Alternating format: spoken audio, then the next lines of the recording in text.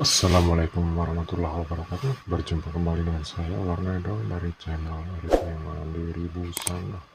Pada kesempatan kali ini atau pada video kali ini,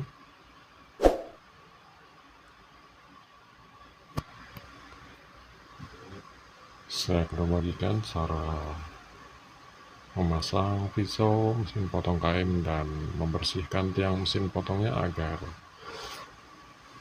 tidak seret karena pengaruh sampah-sampah di tiang mesin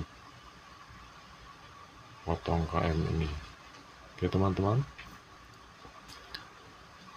ikuti video ini, tonton video ini, semoga bermanfaat untuk teman-teman semua.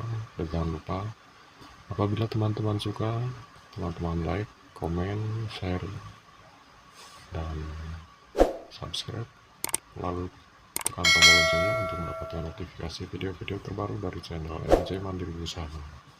Selamat menonton dan selamat mencoba.